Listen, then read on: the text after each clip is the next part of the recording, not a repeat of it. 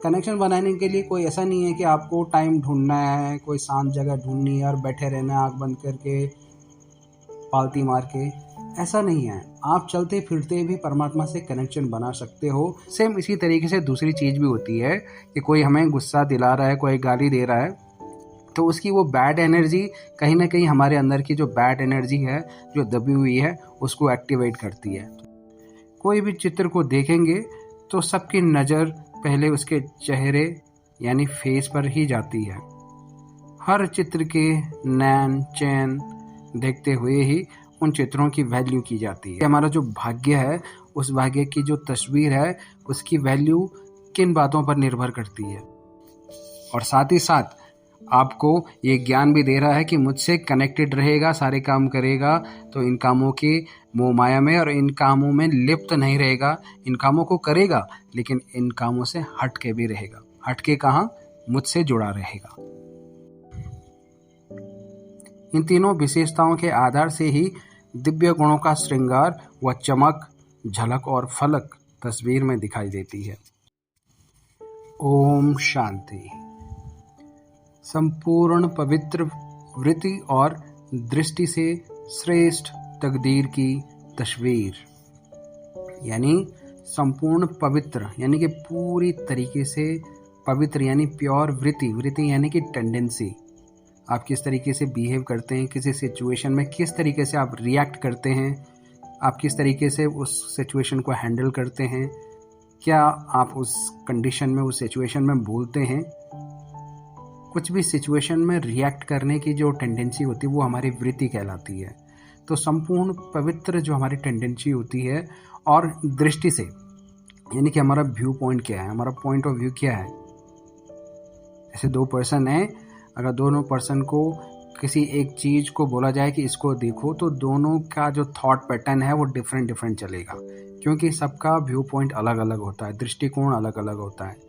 तो परमात्मा कह रहे हैं संपूर्ण पवित्र टेंडेंसी यानी वृत्ति और दृष्टि होने से, अगर हमारी टेंडेंसी भी सही है, रिएक्ट हम कैसे करते हैं, कैसे हम बोलते हैं, कैसे हम बिहेव करते हैं, और हमारी व्यू पॉइंट भी सही है, पवित्र है पूरी तरीके से, तो हमारी श्रेष्ठ तकदीर की तस्वीर बनेगी। यानी कि श्रेष्ठ यानी कि अल्टीमेट लेवल की, सबसे ऊंची लेवल की तकदीर, यानी कि हमारा भाग्य बनेगा उससे। तो परमात्मा कह रहे हैं श्रेष्ठ तकदीर की तस्वीर बनाने वाले सर्व आत्माओं के शुभ चिंतक व सदा कल्याणकारी परमपिता शिव परमात्मा बोले, आज विशेष रूप से मधुबन निवासियों के तकदीर की लकीर देख रहे हैं। हर एक श्रीमत के अनुसार व बाप दादा की पालना के अनुसार अपनी अपनी तकदीर की लकीर बना रहे हैं। क्या अपनी तस्वीर को सदैव दर्पण में देखते रहते हो? क्या इस तकदीर की लकीर की मुख्य विशेषताओं को जानते हो? मेन स्पेशलिटीज क्या हैं? अगर आप अपनी तस्वीर देख रहे हो, तकदीर की लकीर बना रहे हो और अपनी तस्वीर को सदैव दर्पण में देखते हो, तो क्या इस तकदीर की लकीर की मुख्य विशेषताओं को जानते हो? ये फिजिकल तस्वीर व चित्र बनाने वाले जानते हैं कि इस चित्र की वैल्यू किन किन विशेषताओं के आधार पर होगी। इस फिजिकल चित्र की मुख्य विशेषता है आकर्षण व वैल्यू, अट्रैक्शन एंड वैल्यू। उसके फेज के आधार पर ही होती है।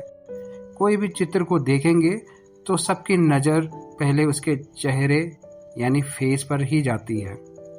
हर चित्र के नैन चैन देखते हुए ही उन चित्रों की वैल्यू की जाती है। वैसे भी इस तकदीर के तस्वीर की वैल्यू मुख्य किन बातों पर करती है, यानी कि हमारा जो भाग्य है, उस भाग्य की जो तस्वीर है, उसकी वैल्यू किन बातों पर निर्भर करती है, उसकी मुख्य विशेषताएं क्या हैं। अगर कोई की तकदीर की तस्वीर देखेंगे तो क्या विशेषताएं देखेंगे? तो एक मुख्य विशेषता यह देखी जाती है कि तकदीर की तस्वीर में क्या स्मृति पावरफुल है, यानी सदा स्मृति स्वरूप है।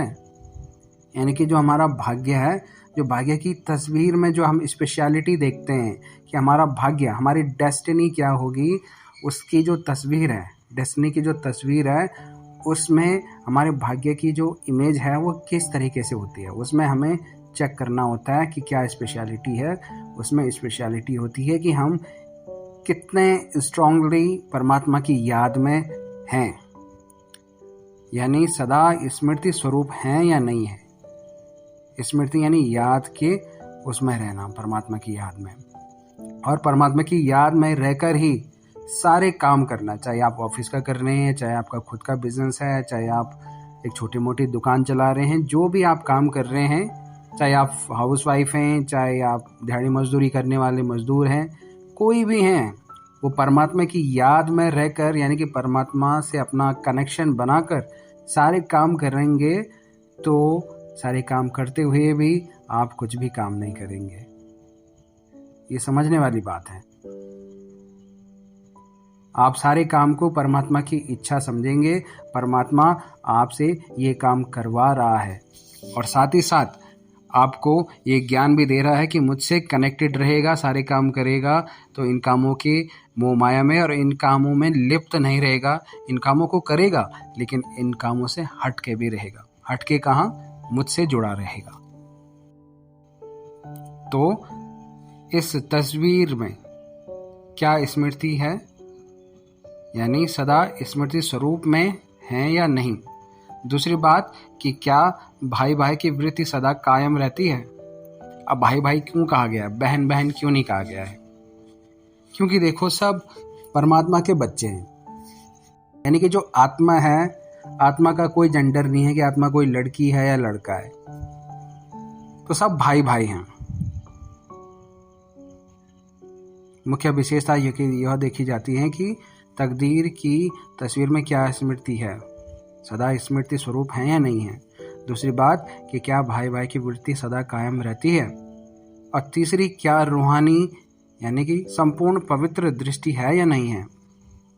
तो 3 चीज़ें बताई हैं कि पहले आप याद में रहते हो परमात्मा से, वो कनेक्शन में रहते हुए सारे काम करते हो, और दूसरी चीज़ है कि किसी भी दूसरे शरीर को चलाने वाली जो आत्मा है उसको एज अ भाई आप देखते हो।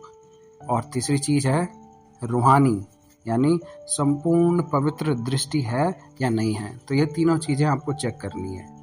मूल में ये 3 ही बातें हैं, स्मृति, वृत्ति और दृष्टि। इन तीनों विशेषताओं के आधार से ही दिव्य गुणों का श्रृंगार व चमक, झलक और फलक तस्वीर में दिखाई देती है। अगर यह तीनों ही बातें युक्ति युक्त व श्रेष्ठ हैं और यह यथार्थ हैं, तो ऐसी तकदीर की तस्वीर ऑटोमेटिकली सर्व आत्माओं को अपनी तरफ आकर्षित करती है। जैसे इस फिजिकल आंखों के नैन चैन रास्ता चलते हुए आत्मा को भी अपनी तरफ आकर्षित कर देते हैं, ऐसे ही यह तकदीर की तस्वीर भी सर्व आत्माओं को अपनी रूहानी दृष्टि व सदा स्मृति और वृत्ति से अपनी तरफ आकर्षित जरूर करती है।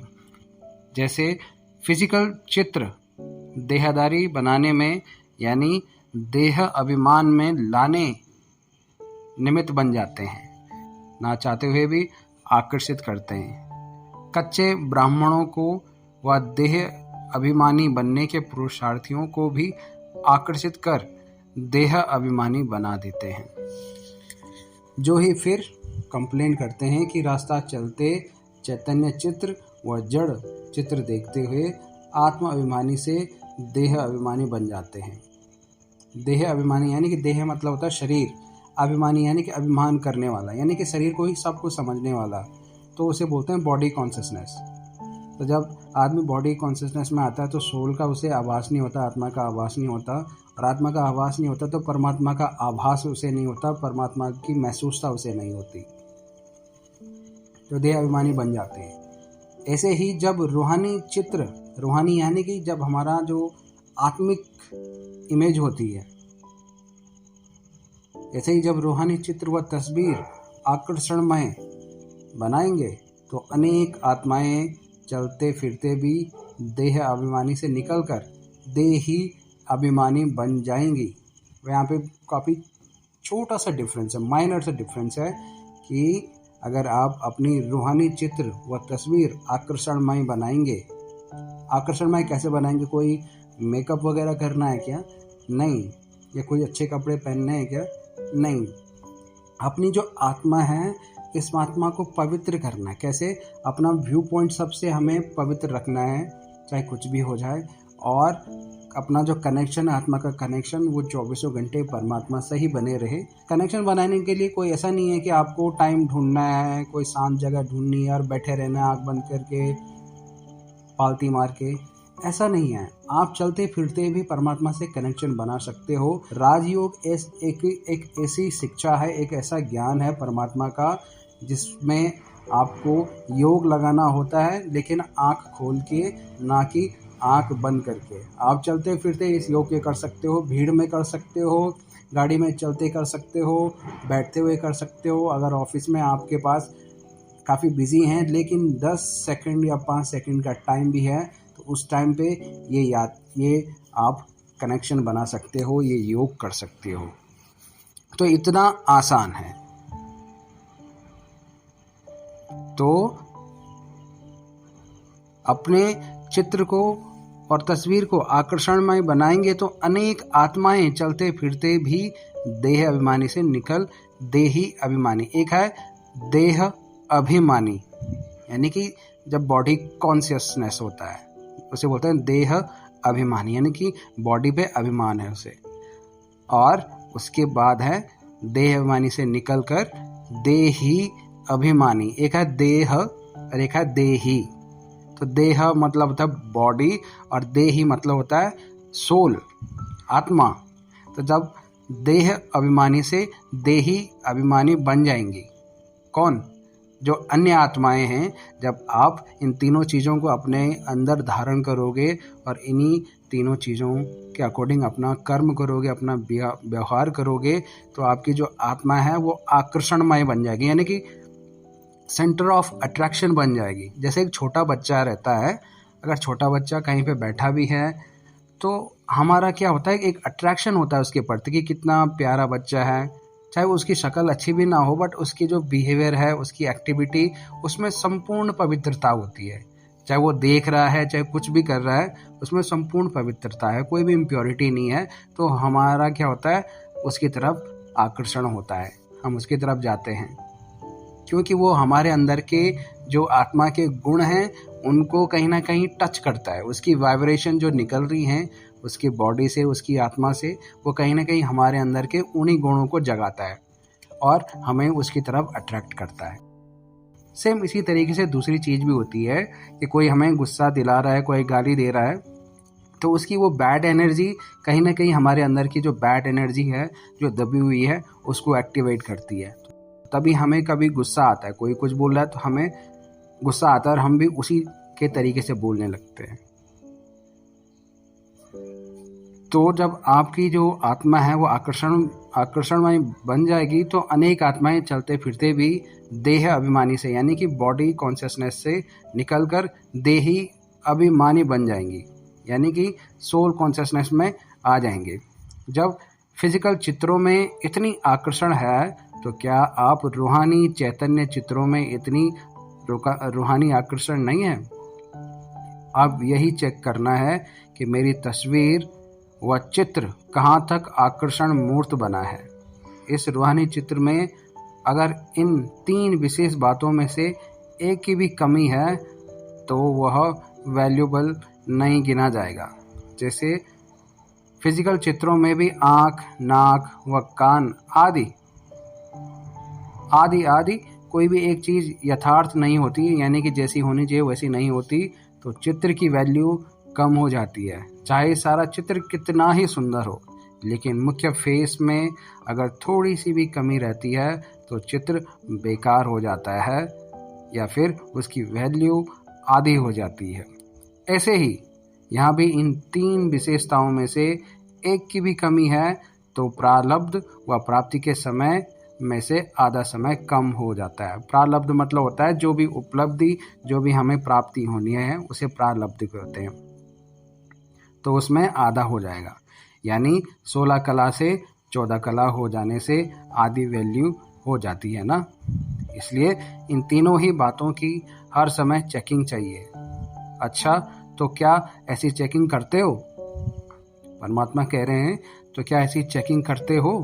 क्या चेकिंग का यंत्र जानते हो कि चेकिंग करने का जो सिस्टम है, जो इंस्ट्रूमेंट है, जो मशीन है, उसे जानते हो क्या है?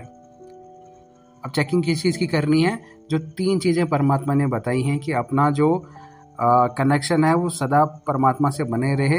अपना जो है वृत्ति यानी कि अपनी टेंडेंसी, आप किस सिचुएशन में किस तरीके से रिएक्ट करते हो वो आप पूरी तरीके से जानते हो। वो तभी आप जान पाएंगे, वो रिएक्ट करना तभी जान पाएंगे जब आप अपना स्वरूप यानी कि स्व मतलब खुद का, रूप मतलब रूप जानोगे, अपना बिहेवियर, अपना गुण, आपकी प्रॉपर्टी जानोगे। तीसरी चीज़ है दृष्टि।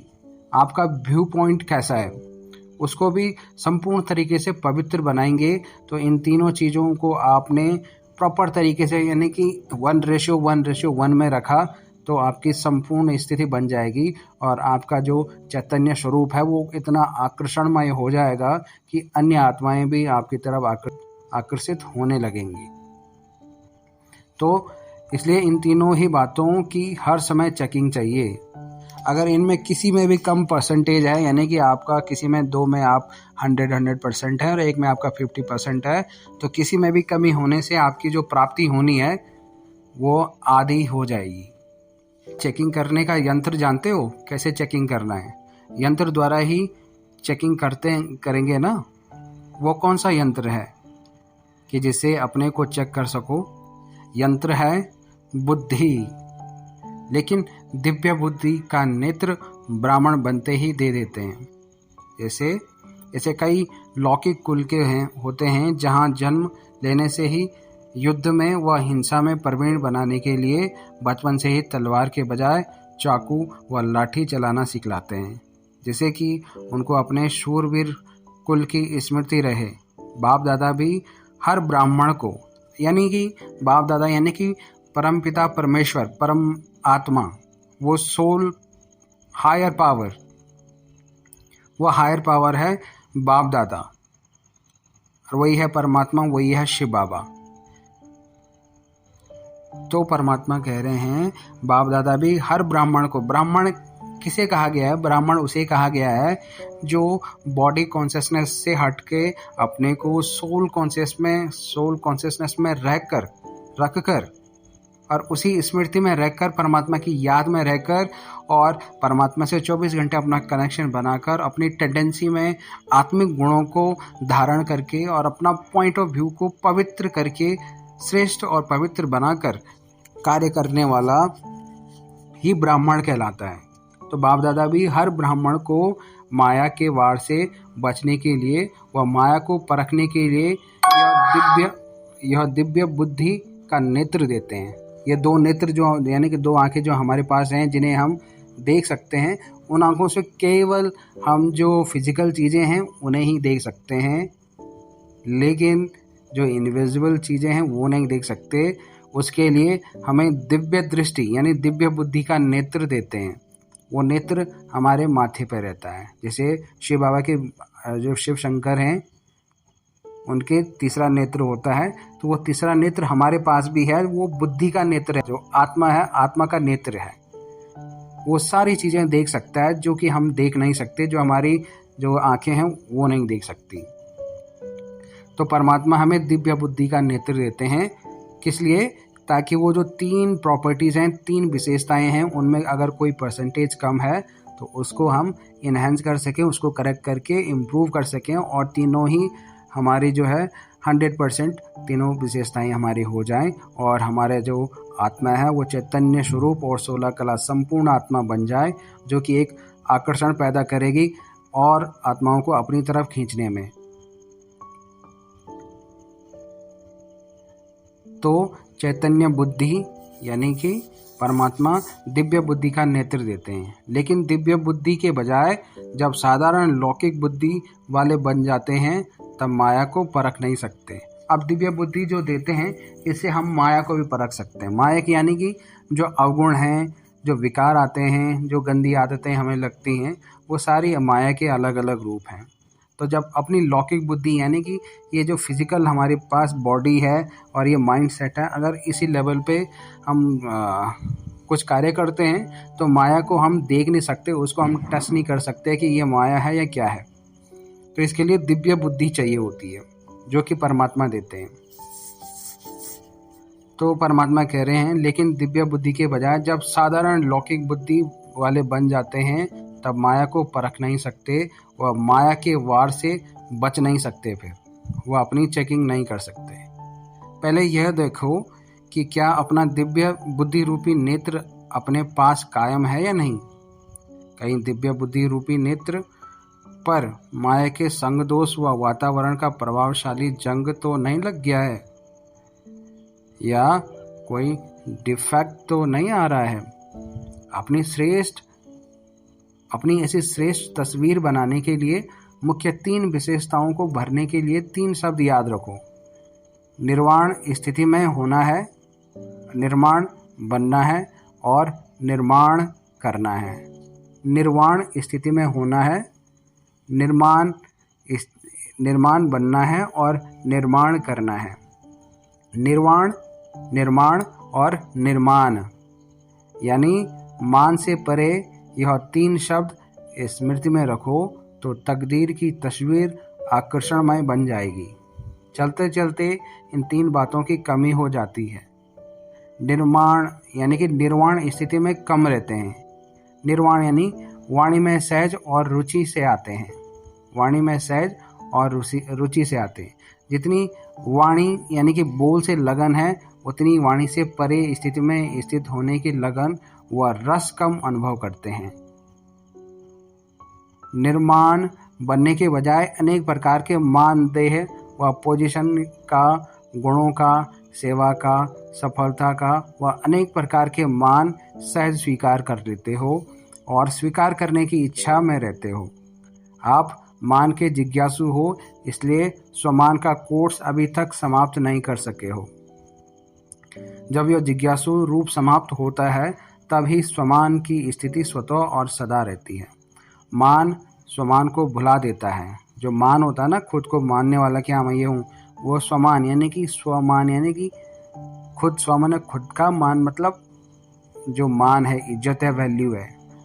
तो खुद मतलब कौन, ना कि बॉडी, एक सोल की जो स्वमान है। स्वमान यानी कि उसके गुण हैं, उन गुणों में रहना, उन गुणों में रहकर सारे काम करना। तो जो मान होता है घमंड तरीके का, अगर बॉडी कॉन्शियसनेस में है तो आत्मा का जो स्वमान है वो नहीं जान पाओगे। तो मान स्वमान को भुला देता है। ऐसे ही नव निर्माण करने के बजाय या कंस्ट्रक्शन के बजाय डिस्ट्रक्शन कर देते हो। यानी नव निर्माण के बजाय कभी कभी कोई की स्थिति को नीचे गिराने के निमित्त बन जाते हो। सदैव हर कर्म में व हर संकल्प में चेक करो कि यह संकल्प, बोल व कर्म क्या यह निर्माण के निमित्त हैं। ऐसी स्टेज रखने से सर्व विशेषताएं स्वतः ही आ जाएंगी। यह है वर्तमान समय पुरुषार्थ को तीव्र करने की युक्ति। यानी कि हमेशा यह चेक करो कि आपका हर संकल्प, हर बोल और हर कर्म, यानी संकल्प यानी कि आपका थॉट, बोल यानी कि आप जो भी बोलते हो, कर्म मतलब आपका काम, आपका थॉट, आपकी वाणी और आपका काम नव निर्माण के निमित्त है या नहीं है, यह चेक करना है आपको। नव निर्माण यानी कि क्या नया निर्माण करना है। ये जो लोग हैं जो कलयुगी नींद में हैं, जो अपनी बॉडी कॉन्शियसनेस में ही हैं और भगवान को इस बॉडी के कॉन्शियसनेस में पाना चाहते हैं, उनको उजागर करना, उनको उनके अज्ञान के पर्दे से हटाकर उनको बाबा की शक्ति का अनुभव कराना, उनको उनके आत्मिक गुणों में जगाना और उनको उनकी एक्चुअल पहचान याद दिलाना कि आप हो कौन और आप कौन बने हो।